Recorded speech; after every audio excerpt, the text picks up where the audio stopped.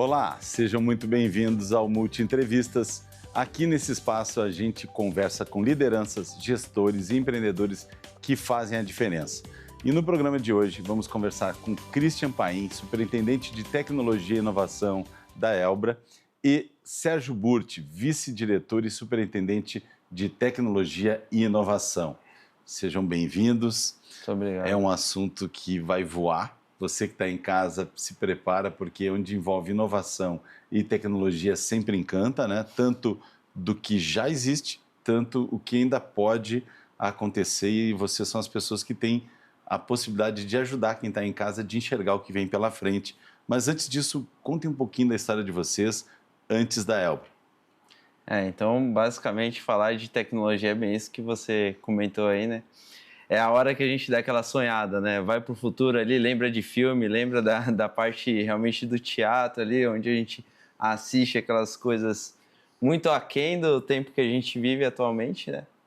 Mas, começando aqui, basicamente fui convidado pelo Christian. A gente trabalha na parte de hardware, temos empresas que fazem serviços em hardwares, né? Basicamente a parte da eletrônica dos computadores. Eu tenho uma empresa em São Paulo chamada Hardtech, Hardware e Tecnologia. Hoje, basicamente, é uma das maiores empresas de especialistas em placas de vídeo na América Latina, um dos maiores laboratórios de hardware também da América Latina. A maior, né? É a maior. Junto com a Tech Lab também, que a gente faz análise de hardware. Mas, basicamente, a Hardtech ela tem a especialidade em placas de vídeo, que até um tempo atrás, placas de vídeo, a gente falava de placas para jogos, né? Uhum. Mas hoje, basicamente, é ela que dá a vida à inteligência artificial. Então, interessante, não sabia. A gente começou com placas para jogos, de repente a gente se notou no mercado onde a gente literalmente é especialista no coração da IA. Então, são essas placas, ela tem um poder de processamento paralelo muito alto. São as placas GPUs, né? Uhum. Unidade de processamento gráfico. E elas basicamente são em questões de aplicação escalada, elas são ali o coração de qualquer linguagem de inteligência artificial hoje. Bacana. E falando um pouco de tecnologia, né? Eu venho aí há mais ou menos 10 anos no mercado de placas de vídeo. Tem também a parte de overclock, né? Que eu faço ali no laboratório do Tech Lab, tanto é que a gente Só se traduz conheceu. para quem está em casa o que é overclock. Sim, vamos chegar lá. Que basicamente é a Fórmula 1 do hardware, né? A gente pegar ali essas placas de vídeo que são extremamente topo de linha, poderosas, e extrair o máximo delas e bater recordes mundiais ali com programas que fazem a parametrização de poder de processamento. Que bacana. E eu e o Christian se conhecemos nessa área, né? Lá em São Paulo. Lá em São Paulo. A gente trocava ali serviços, né? Ele também tem uma empresa que ele vai contar mais a respeito. E até que, de repente, o Christian falou, eu tô com uma situação aqui, eu conheci aqui um rapaz aqui, né? Que aí ele vai dar mais detalhes em relação à Ubra. Eu falei, cara, isso faz muito sentido para mim. Então, a gente tem a oportunidade de levar esse conhecimento da tecnologia para o Brasil, em uma outra escala. E uma coisa que eu sempre sonhei, que é o quê? A gente trazer um MIT do Brasil, né? Fazer literalmente aqui um centro de conhecimento de tecnologia no Brasil para o brasileiro. Boa. Ainda mais visto um mercado hoje que a gente está falando aí dessas brigas entre China e Estados Unidos, onde o próprio Estados Unidos ele está querendo se posicionar como uma potência de manufatura de chips.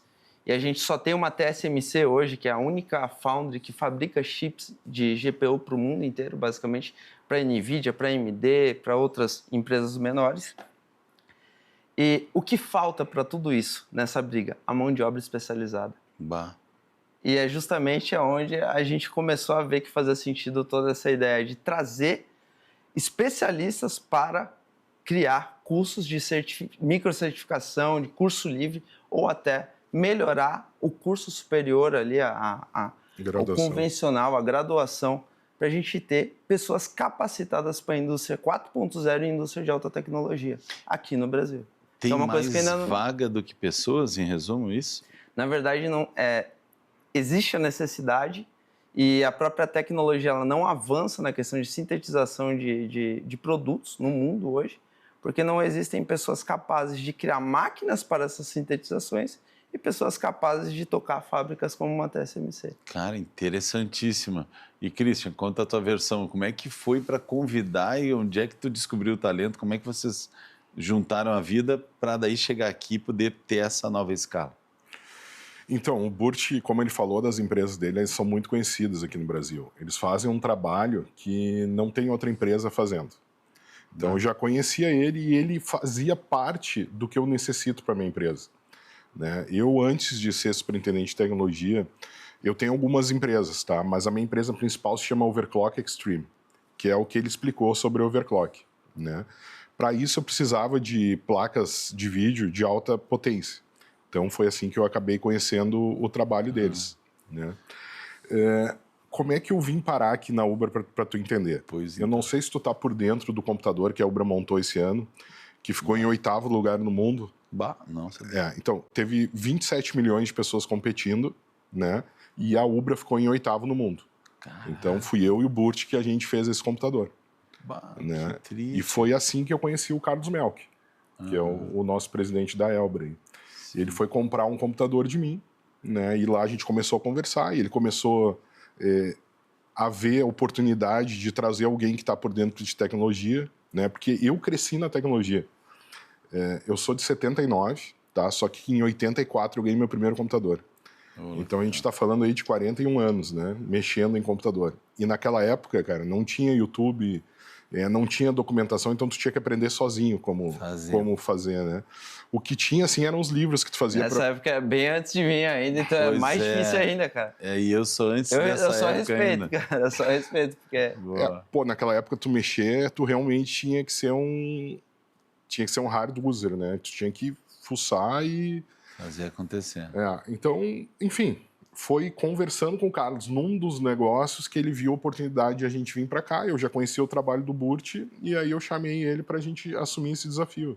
E né? como é que ficou a vida? Vocês ficam lá e aqui, estão mais aqui, já se adaptaram, estão tomando chimarrão? O Christian tá aqui o tempo inteiro, né? Eu tô aqui, eu viajo muito, mas eu basicamente fico aqui por causa da Ubra, né? Senão não ficaria aqui. E ele fica mais lá, ele fica mais remoto. Basicamente, a ideia é pelo menos uma semana do mês estar aqui com eles, acompanhar os projetos presencialmente e o resto tocar de lá.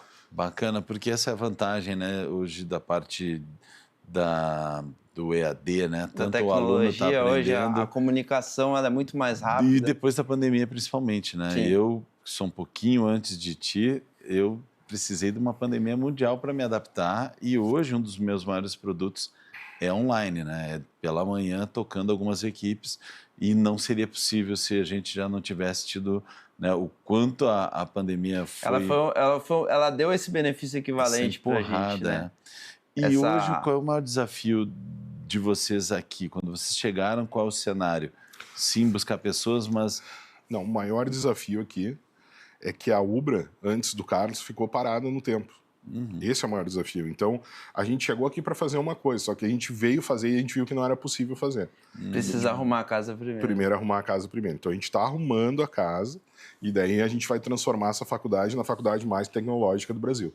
Que tal, né? Então, é para isso que a gente está aqui. Muito bom. E fica em que andar? Na verdade, um dos meus atributos também é a Ubratec. A Ubratec é esse prédio que a gente está. Isso. Né? A gente está no 4º andar aqui, mas a gente vai para o 2º, né? Mas basicamente tudo que envolve aqui na Ubratec é com a gente. Bacana, que para quem não conhece, né, hoje a estrutura toda da Ubra está diferenciada, porque a criatura está se formando em medicina com um hospital, né, universitário do lado, né? Aqui está podendo aprender. Então, a criatura está saindo do jornalismo e já está com uma TV e uma rádio estruturada no mesmo andar, né? Fantástico. E na área da tecnologia vocês estão fazendo esse diferencial já concentrado. Não só na área de tecnologia, por exemplo, medicina. A gente está trazendo robôs para fazer cirurgias. Agregando tecnologia em então a gente vai tudo. Exato. Por isso que a gente vai transformar a faculdade de tecnologia. Inclusive em engenharia automotiva também. A gente já está vendo essa parte. São várias frentes. Vocês estão modernizando. Na verdade, a gente vai trazer tecnologia para os cursos que já existem, trazer cursos novos de tecnologia, porque hoje em dia não tem como se viver mais sem tecnologia. Claro. né? Então ela está muito integrada. E tem uma coisa muito importante que a gente está fazendo, que a gente vai criar a inteligência artificial da Ubra, que hoje em dia, quando as pessoas falam assim, a gente vai criar a inteligência artificial da empresa tal, ela não está criando a inteligência artificial da empresa tal. Ela está usando inteligências artificiais que já existem e colocando APIs. Não é o que a gente vai fazer. A gente realmente vai criar a inteligência artificial da Elbra. Como é que E está no rodando em tempo? servidores próprios. É isso. Placas de vídeo próprias. Bacana. E o tempo para isso, né? Ficaram anos parados nessa área. Quanto tempo de arrumação de casa para daí começar a virar todas as chaves? Como é que está o cronograma? Então, o cronograma, na verdade, a gente dividiu por módulos, né? Boa. Então, a gente está no primeiro módulo. E o primeiro módulo vai ser o que vai parametrizar os outros módulos. Então, eu não consigo te dizer. Sim. Né? Mas o primeiro módulo acaba em 3 meses. Né? Bacana. Então, aí a gente vai saber quanto tempo vai se resolver essa questão interna. Mas, assim, não dá para dizer que foi ruim, tá? Porque hoje a gente vai trazer o que tem de mais moderno. Então, se já estivesse funcionando, a gente ia agregar a inteligência artificial em coisas que já existiam, que talvez não fossem de última geração. Agora está se trazendo o que existe de melhor. Né? Bacana.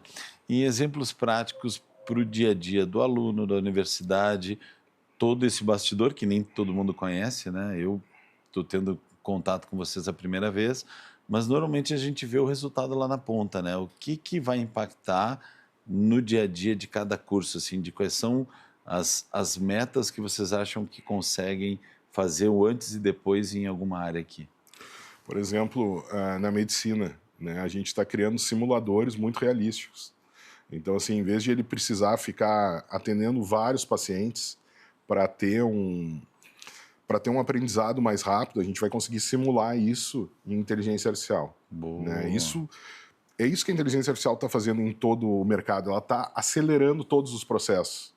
Então, coisas que se demoravam muito tempo, hoje está sendo muito rápido. Então, eles vão conseguir ter mais variedade. Por exemplo, um aluno vai conseguir enfrentar muito mais doenças do que ficar esperando pessoas realmente vir com as doenças aqui. Então, a gente vai preparar esses alunos muito, muito bem. E isso a gente vai fazer em todas as áreas. Perfeito, em curto tempo. Assim como hoje a própria indústria está tentando aumentar a maturidade dela para a evolução, para esse mercado mais tecnológico, a indústria 4.0, que a gente chama no geral, que é uma indústria que ela consegue fazer uma simulação de um produto sem demandar, sintetizar realmente aquilo, um sistema de produção mais automatizado. E aí, para isso acontecer, ela precisa de colaboradores já capacitados para esse tipo de coisa. Inclusive, é uma coisa que a gente já está fazendo, estou ali desenvolvendo junto com o Lenusa da Superintendência ali da Educação Continuada, um laboratório de robótica e de automação industrial, onde a gente consiga pegar o aluno e basicamente ele vai ter a experiência muito próxima de uma realidade da indústria, com equipamentos do mesmo nível da própria indústria que ele vai utilizar, onde ele consiga fazer todo o treinamento ali da esteira, da automatização, Perfeito. do sistema de processos. Ele vai chegar lá na área tendo aquela exposição ali, já sabendo como aquilo funciona. Muito legal quando a gente usa muito essa frase, na prática a teoria é outra, mas se isso acontece na prática, muda literalmente a vida das pessoas. Que a grande sacada está na busca dos equipamentos que realmente são os mesmos que ele vai utilizar na área. A gente vai entrar nesse conteúdo ainda, não sai daí, um rápido intervalo e a gente já volta.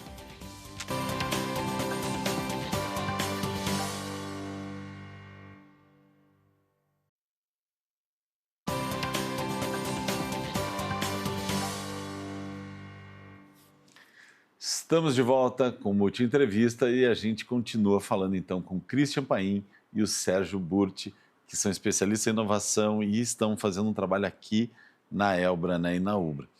Tchê, estava falando no bloco anterior sobre ferramentas, estrutura, como é que precisa para tudo isso acontecer? Bom, basicamente, para a gente ter um aluno que literalmente ele pode ser segmentado já para alguma empresa, a gente criando literalmente atendendo essas demandas, né, trazendo a oportunidade de uma pessoa que quer se capacitar e ter um emprego, um trabalho dentro daquela segmentação ali, ele basicamente vai vir aqui para a Obra, ele vai fazer aquela capacitação e já vai ser segmentado para alguma área da indústria onde ele literalmente vai sanar essa dor, que hoje é uma dor latente da grande maioria das indústrias no país. Basicamente, a gente precisa ali de uma maturação digital muito mais elevada, muito mais consolidada. Então, para isso acontecer, a gente foi buscar, literalmente, as fornecedoras, as fabricantes de equipamentos que fazem esses equipamentos para esse tipo de indústria, para essas linhas de montagem, né? Então, a gente entrou em contato aí com empresas como a Systec, que fornece esse tipo de equipamento, e trouxe ali, tá montando ali um projeto com osciloscópios, com sistemas de esteira, aferição, trabalhando com Minipa, Tektronix, com Keithley, Fluke, então todas as marcas que realmente são consolidadas na indústria, não só no Brasil, no mundo. Bacana. Trouxe para poder fazer esses projetos. Subir uma régua, né? Vocês têm que entregar o melhor com os melhores. Sim. E se fala muito em computação quântica, algumas reportagens estão vindo. O que é mito, o que é realidade e o que isso tem a ver com o dia a dia do pessoal? Olha, computação quântica, existe muito sensacionalismo nas reportagens, tá? Porque, assim, para a gente falar de computador quântico para substituir um computador convencional, a gente está muito distante da realidade. Porque existe uma coisa que eu não vou me aprofundar muito aqui, porque vai ficar muito complexo, mas o computador quântico ele trabalha com uma situação do elétron que a gente chama de superposição, que é o momento onde ele consegue atingir as variáveis e ser exponencialmente melhor do que um computador convencional que só trabalha com 0 e 1. Ele, naquele momento, o qubit, né, a gente chama de quantum bit, ele trabalha numa variação que ele está num ponto entre o 0 e o 1. Então, ele está numa superposição onde ele pode atingir diversas situações, ali, atingir várias variáveis diferentes. Então, ele começa a entrar numa superposição e esses cálculos fazem com que, exponencialmente, ele chegue a projeções ali, em quebras de algoritmo, que é a grande sacada agora que o pessoal está falando, que vão quebrar criptografias e tal. Mas o que acontece?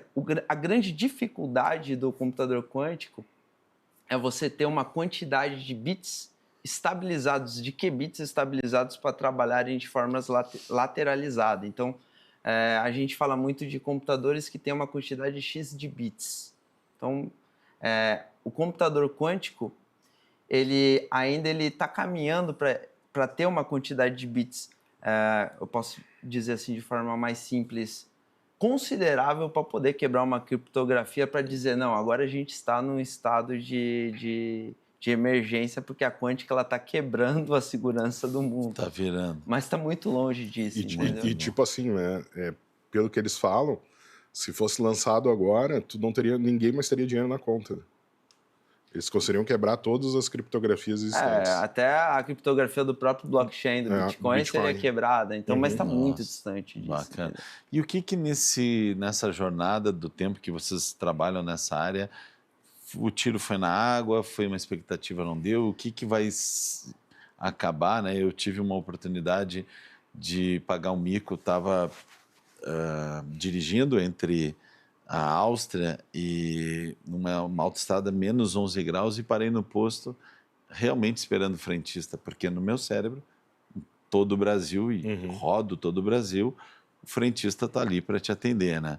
Mas fora daqui é tu mesmo que tem que abastecer teu carro com menos 11 graus, tremendo ali, batendo queixo, e a profissão simplesmente não existe em alguns países. O que vai existir e o que não vai existir aqui?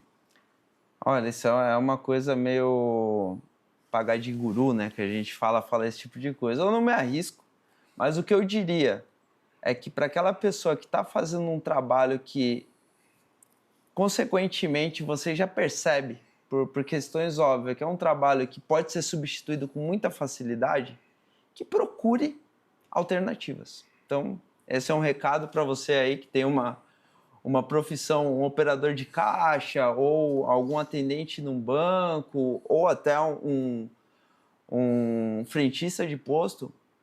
Não se desespere.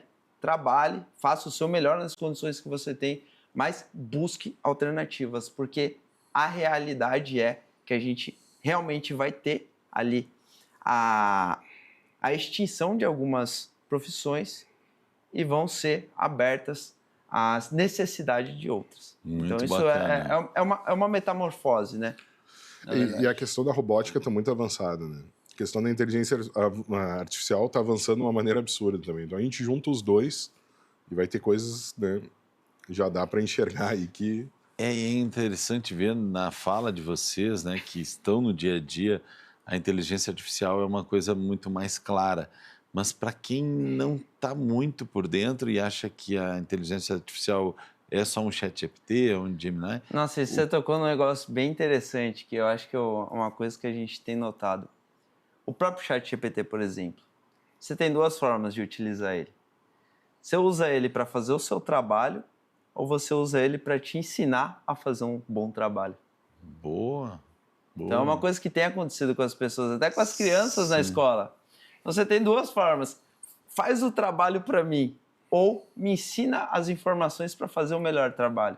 Perfeito. Então essa é a grande diferença. Ela pode ser uma ferramenta como ela pode ser um problema. Se ela fizer tudo para você, você fica estagnado, você não evolui.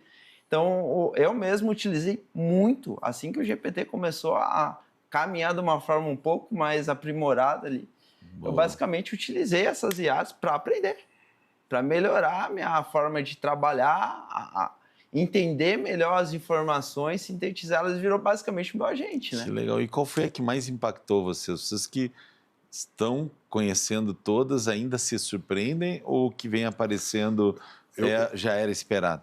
Essa, por exemplo, do Tesla, o último módulo dele de dirigir sozinho, que é a versão 4, essa tá um absurdo. É surreal. Eu já tinha usado a 3, e a 3 ele errava. Tipo assim, 80% ele acertava, 20% ele errava. Agora tá em 97% acertando. Então, tipo assim...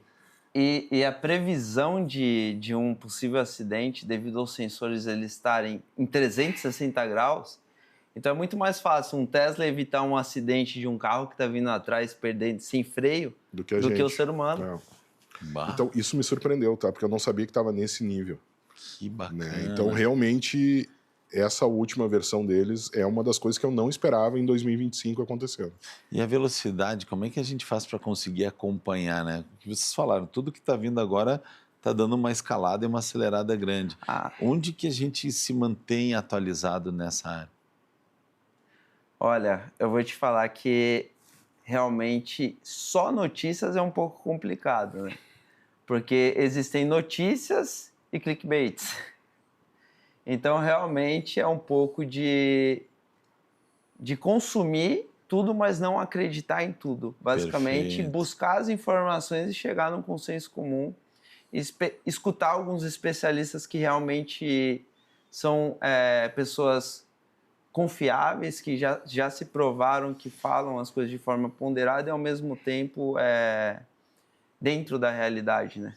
Então, não focando em alguma tendência ou de forma patrocinada, mas dentro da realidade ali do que realmente vem acontecendo, e a pessoa vai se munindo ali de informações para poder entender um pouco melhor o mercado. E vir fazer os cursos da Elbra, né? Com certeza. Porque a gente realmente está buscando o que tem de tecnologia hoje no mercado para trazer para cá, inclusive em termos de cursos, né? Então a gente vai ser a faculdade mais tecnológica do Brasil.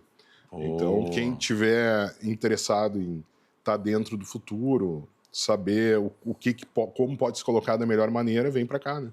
Bacana. E eu estava completando aquele raciocínio, né? Tipo, poxa, tem uma faculdade de medicina e os alunos aprendendo dentro do hospital, o pessoal do jornalismo aprendendo dentro da TV, dentro de uma rádio. Sim. E a questão da contabilidade e auditoria, né? A história da Elbra prova que é possível, né? Segunda maior recuperação judicial da história do Brasil, contado pelo superintendente aqui. Mas ele, uma hora, quando contou essa história, teve um momento lá atrás que ele achou que não era possível, se assustou, e até a coisa começar a virar, né? Tem um caminho. Tem alguma coisa que ainda assusta vocês, assim, tipo, alguma coisa que, tipo, puxa, isso dá um frio na barriga, é uma questão de tempo para virar? Cara, eu acho que Tu diz em relação a Ao tecnologia desafio, mesmo? conseguir, por exemplo, tu falou das pessoas. Isso é uma coisa que é possível, tem como formar pessoas a tempo, né? Porque se não tiver pessoas, só o computador não adianta. Não, com certeza. A gente precisa capacitar as pessoas. É um dos motivos que a gente está aqui também. Boa. Né? Não vai adiantar. Não adianta também tu ter inteligência artificial se tu não capacitar as pessoas. Isso aí não vai resolver. O Né? material humano cada vez mais é importante. É exatamente Até porque isso. a própria inteligência Exatamente artificial, isso. O maior ela ativo. alucina várias vezes, né? Tipo, Pois então. Então, e às vezes a maneira que ela funciona, ela quer sempre te deixar bem. Eu não sei se tu já notou isso. Sim. Tanto que está criando até Esse é um dependências com certas pessoas. E até me incomoda às vezes quando eu falo com ela e ela fica dessa maneira, porque ela te tira da realidade. E o algoritmo, ele foi feito para parecer inteligente. Ele não é inteligente. Entendeu? Ele basicamente é uma matriz ali, onde ele tem uma traz as álgebra informações. linear junto a operações matemáticas com uma quantidade bem assustadora de parâmetros. E dentro das requisições, ele vai fazer o possível para se mostrar inteligente e te dar uma informação convincente. É por isso também que você tem que botar informações relevantes dentro. E você tem que saber o que você está perguntando. Não adianta não saber nada e confiar cegamente. Tem que bater, tem que estressar o sistema. Ser humanos, quanto mais tiver tempo para ser um ser humano, mais vai auxiliar na inteligência, e inteligência vice-versa. A gente poderia ficar o resto do dia falando, né? Mas hoje é só um overview, né? Uma rápida pincelada do que está acontecendo aqui, do que vai acontecer aqui, e é legal que a gente tem vocês aqui no mesmo prédio para trazer assim que possível. Claro. Tudo que tiver de novidade sacada, vou pedir que Com então, certeza. em Vai ser um primeira prazer. mão aqui no Multi Entrevistas. Obrigado, Christian. Obrigado, Sérgio. Muito obrigado. E você está conosco, compartilha com quem você acha que esse conteúdo está valendo, vai lá, senta o dedo e atinge o maior número de pessoas que precisam dessa informação e que por algum motivo não assistiu ao vivo. E o Multi Entrevistas fica por aqui hoje e até o próximo programa.